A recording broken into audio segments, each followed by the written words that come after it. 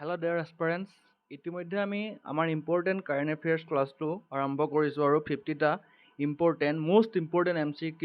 Current এফেয়াৰ্ছো আমি discuss কৰিছোঁ যোনকেইটা আহিবলগীয়া অল কম্পিটিটিভ এক্সামৰ কাৰণে ইম্পৰ্টেণ্ট হয় আজিও আমি তেনেদৰে মষ্ট ইম্পৰ্টেণ্ট 10টা MCQ আমি আজি ডিছকাছ কৰিম যোনখিনি আহিবলগীয়া কম্পিটিটিভ এক্সামখিনিৰ কাৰণে মষ্ট ইম্পৰ্টেণ্ট হ'ব বুলি মোৰ বিশ্বাস গতিকে আপোনালোকে যোনখিনিয়ে আগৰ 50টা চোৱা নাই সেইখিনিও চাব আৰু আজিৰ 10টাও ভালকৈ চাব First আছে the P-800 Onyx missile recently seen in news is developed by which country মানে P-800 যোনটো মিছাইল হয় এই মিছাইলটো কোনখন কাণ্ট্ৰিয়ে ডেভেলপ কৰিছে ৰাছিয়াই মানে ৰাছিয়াৰ কাৰণে এই মিছাইলটো বৰ্তমান কিহত আছে নিউজত আছে After that Shergar Wildlife Sanctuary recently seen in news is located in which state কোনখন ষ্টেটত আছে ৰাজস্থান গতিকে কোনখন ষ্টেটত কি কি ৱাইল্ড লাইফ চেঞ্চুৰী আছে কি ৱৰ্ল্ড হেৰিটেজ চাইট আছে ইউনেস্কো ৱৰ্ল্ড হেৰিটেজ চাইট আছে কি নেশ্যনেল পাৰ্ক আছে সব ইম্পৰ্টেণ্ট হয় কোন ষ্টেটত আৰু এগেইন অসমত কি আছে ৱাইল্ড লাইফ চেঞ্চুৰী অসমত কোনখন ৱাইল্ড লাইফ চেঞ্চুৰী কোনখন ডিষ্ট্ৰিক্টত আছে কোনখন নেশ্যনেল পাৰ্ক কোনখন ডিষ্ট্ৰিক্টত আছে ৱৰ্ল্ড হেৰিটেজ চাইট কি আছে চ' গোটেইখিনি ইম্পৰ্টেণ্ট হয় আপোনালোকে মেপ বেচিছত সেইখিনি চাব মানে তাৰ পৰা যিকোনো এটা নহয় যিকোনো এটা কুৱেশ্যন আহিব After that, this is my profile. Recently, which country passed the Safety Ravanda Asylum and Immigration Bill? কোনখন কাণ্ট্ৰি এই বিলখন পাছ কৰিছে কোনখন United Kingdom the Safety of Rwanda Asylum and Immigration Act 2024 is an act of parliament of the United Kingdom an act to make provision about the removal of certain migrants to the Republic of Rwanda Republic of ৰাৱাণ্ডাৰ পৰা কিছুমান migrant remove কৰিবৰ কাৰণে এই বিলখন অনা হৈছে Indian historical record commission which was in the news recently is functioning under which ministry এই যোনটো মই যে পিকচাৰ দিছোঁ এই লগোটো ৰিচেণ্টলি মানে এডপ্ট কৰিছে ইণ্ডিয়ান হিষ্টৰিকেল ৰেকৰ্ড কমিশ্যনে তেওঁলোকে এটা প্ৰতিযোগিতা পাতিছিলে কম্পিটিশ্যন তাৰ পৰা যোনটো মানে মষ্ট চিলেক্টেড হয় মানে মষ্ট ভাল হয় ভালকৈ যোনটো আঁকে তো সেই তাৰ পৰা এই লগোটো চিলেক্ট কৰা হৈছে গতিকে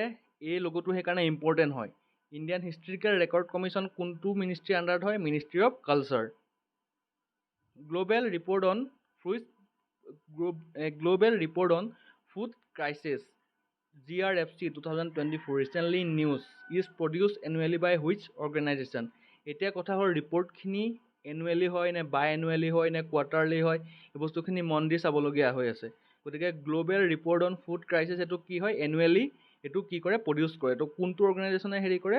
মানে পাব্লিছ কৰে food security information network FSINA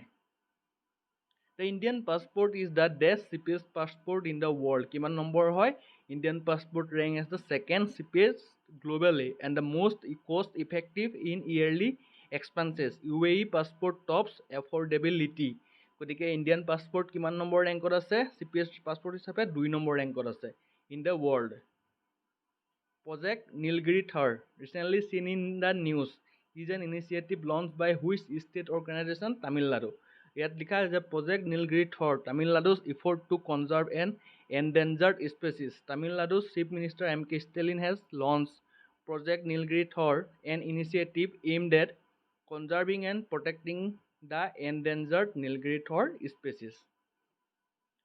Project Seabird. Indian largest naval infrastructure project is located in which state? ক'ত কৰ্ণাটকা মই কাষত এইটো ধুনীয়াকৈ লিখি দিছোঁ এটা ক্লিপ এই ক্লিপটো আপোনালোকে চাব Recently,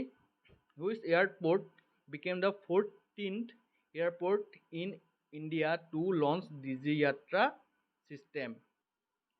তো আমাৰ এয়াৰপৰ্টত এটা ছিষ্টেম আছে এইটো কি হয় ডিজি যাত্ৰা ছিষ্টেম বুলি গতিকে সেই ডিজি যাত্ৰা ছিষ্টেম এডপ্ট কৰা 14 এয়াৰপৰ্টটো কি হয় ইণ্ডিয়াৰ কোনটো হয় মনোহৰ এয়াৰপৰ্ট গোৱা মানে মনোহৰ ইণ্টাৰনেশ্যনেল এয়াৰপৰ্ট গোৱা হৈছে কি 14 এয়াৰপৰ্ট যোনে ডিজি যাত্ৰা ছিষ্টেমটো এডপ্ট কৰিছে গতিকে বাদ লঞ্চ কৰিছে গতিকে এইখিনি মনত ৰাখিবলগীয়া মানে ইয়াত কি আছে যে কোনটো এয়াৰপৰ্ট ক'ত আছে সেইটো ইয়াত আছে এটা after date Dustlik joint military exercise recently seen in news conducted between which two countries গতিকে কি এক্সাৰচাইজ হৈ আছে এই এক্সাৰচাইজখিনি কোন কাণ্ট্ৰিৰ মাজত হৈছে ইণ্ডিয়া আৰু কোনখন কাণ্ট্ৰিৰ মাজত তো সেইখিনি মষ্ট ইম্পৰ্টেণ্ট হয় আৰু মানে বা এনেকৈ এক্সাৰচাইজ দি দিব বা কাণ্ট্ৰি দি দিব যে ইণ্ডিয়া আৰু ফ্ৰান্সৰ মাজত কোনটো এক্সাৰচাইজ হয় তো তো সেইকাৰণে ডাষ্ট লেকটো কাৰ কাৰ মাজত হয়, ইণ্ডিয়া আৰু উজবেকিস্তান। তো এইখিনি আছিল আজিৰ 10টা MCQ most important current affairs. তো আপোনালোকে যদি কিবা বুজি পোৱা নাই তেনেহ'লে মোৰ লগত জইন হ'বৰ কাৰণে মোৰ চেনেলটো ছাবস্ক্ৰাইব কৰি দিব, টেলিগ্ৰামত মোক ফ'ল' কৰিব পাৰে, ইমেইল কৰিব পাৰে। আৰু মই কৈছোঁৱেই যে মই এটা ৰিচেণ্টলি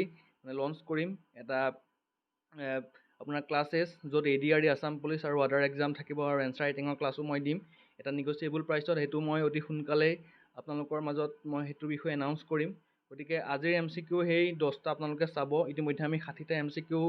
মোষ্ট ইম্পৰ্টেণ্ট কাৰেণ্ট এফেয়াৰ্ছৰ ডিছকাছ কৰিলোঁ। কিয় যদি বুজি পোৱা নাই আৰু চাব, আৰু মই তেনেকৈ আৰু মোষ্ট আৰু ইম্পৰ্টেণ্ট আৰু মানে বিচাৰি পেলাই যোনটো আমাৰ 150+ MCQৰ চিৰিজটো মই মানে সেইটো আগবঢ়াই লৈ গৈ থাকিম। গতিকে আপোনালোকে আৰু ভাল ভাল ভিডিঅ' পাবৰ কাৰণে মোৰ চেনেলটো ছাবস্ক্ৰাইব কৰি থ'ব, লাইক কৰিব আৰু শ্বেয়াৰ কৰি দিব।